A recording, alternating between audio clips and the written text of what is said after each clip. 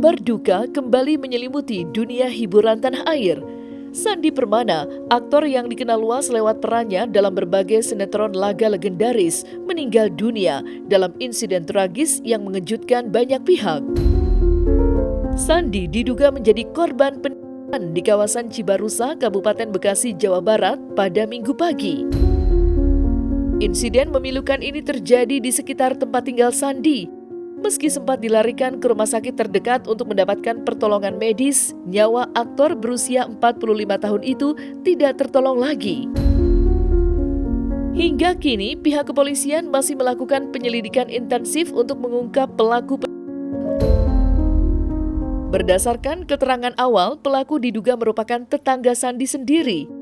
Kapolsek Cibarusa menyatakan bahwa timnya sedang mengumpulkan bukti dan memeriksa sejumlah saksi di sekitar lokasi kejadian. Lantas, seperti apa kronologi meninggalnya Sandi Permana? Kalau kronologisnya sih saya nggak tahu ya, karena saya diceritain kan, karena saya tadi itu masih tidur. Karena saya masih tidur, terus pagi-pagi didatengin sama tetangga, suruh siap-siap, suruh ke rumah sakit. Saya tanya kenapa, katanya Pak Sandi. Saya tanya kenapa Pak Sandi, udah ikut aja katanya. Pak Sandi jatuh. Oh, kenapa? Udah buru. Udah pas saya keluar mau pergi ke rumah sakit, saya lihat motor suami saya yang dipakai tadi pagi itu kok penuh darah. Ya saya kaget, kenapa ini? Enggak jatuh, bilangnya aja begitu. Ya udah pas saya ke rumah sakit, lihat suami saya tuh udah di tempat tidur itu udah penuh darah, tapi masih sadar. Sadar cuma dia karena dia nahan kesakitan. Saya ajak ngomong juga masih respon, cuman ya cuma saya bilang aja kuat. Dia bilang iya gitu aja. Cuman saya bilang siapa pelakunya, siapa, dia mau nyebut itu dia nggak bisa, dia susah sesak napas. Pas mau pindah ke rumah sakit itu masih sadar. Di sini saya taruh berapa menit dari jalan pindah ke rumah sakit, udah langsung nggak ada. Untuk percekcokan secara pribadi tidak ada, hanya saja di akhir tahun kemarin di bulan Oktober yang lalu hanya ada perdebatan di dalam rapat pertemuan warga, dan itu pun kita sudah selesaikan di tempat dan tidak berkembang sampai hari ini, sampai tadi pagi. Sejak kejadian itu sampai tadi pagi itu masih kondusif, jadi tidak ada percecokan lagi atau persisian lagi. Jadi kita masih anggap aman, terkendali sampai kejadian tadi pagi.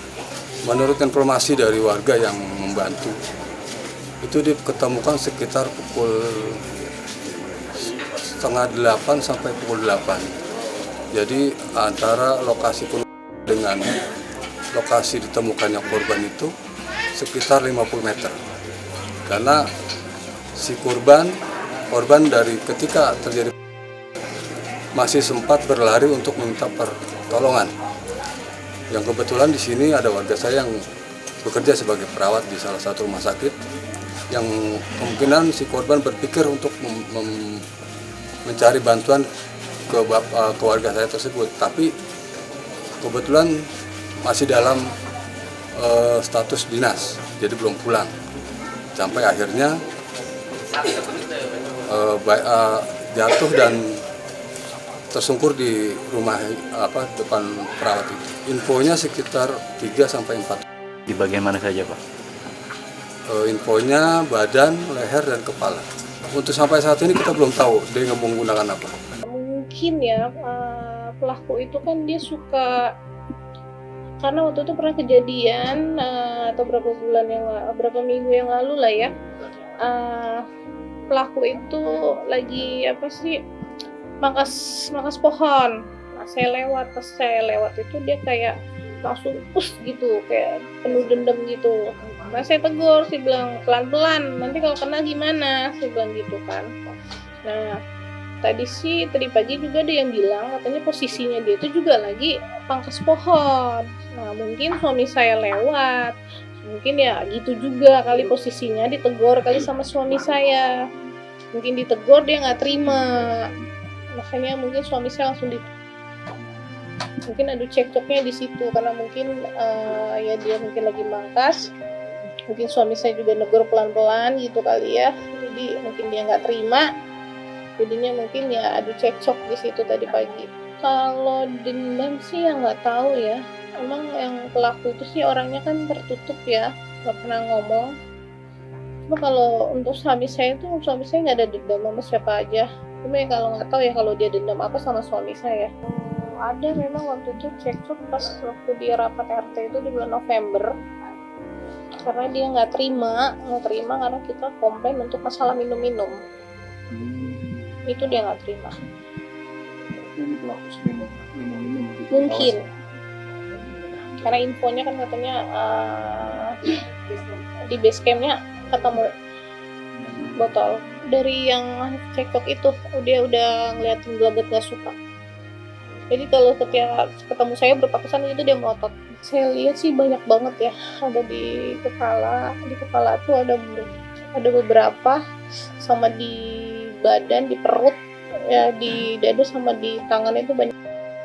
Ya hukumannya ya agar dihukum setimpal ya. Saya mau, karena dia udah ngerebut suami saya, ayah dari anak-anak saya. Kita duga sedang dalam pelarian dan sedang dalam pengejaran dari pihak kepolisian. Setelah disemayamkan di rumah duka, prosesi pemakaman Sandi Permana berlangsung dengan penuh haru. Jenazah sang aktor yang dikenal lewat perannya dalam berbagai sinetron laga legendaris itu disolatkan di masjid dekat kediamannya sebelum dimakamkan di tempat pemakaman umum atau TPU yang berjarak tidak jauh dari rumahnya. Isak tangis keluarga, sahabat, dan rekan-rekan sesama artis mengiringi perjalanan terakhir Sandi Permana menuju peristirahatan abadinya. Istri Sandi yang tak mampu menyembunyikan kesedihannya menangis histeris saat peti jenazah suaminya diturunkan ke liang lahat. Beberapa anggota keluarga tampak memeluknya erat, berusaha menenangkan meski mereka sendiri tak kuasa menahan air mata.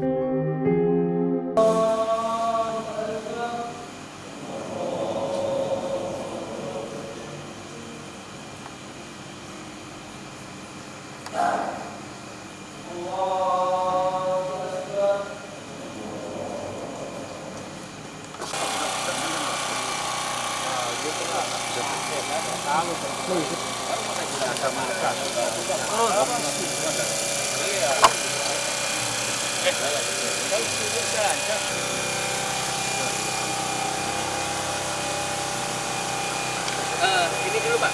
Miringin dulu. Diiringin dulu. Pak. Lagi. Oke, ini Lagi. amanin dulu ke sana, Pak. Rukun masih ya. Tolong diamanin dulu sana nih, amanin dulu sana. Tolong. Nah, Tolong sana, tolong. Sana. Nah. Oh, sana. pasti semua Pak.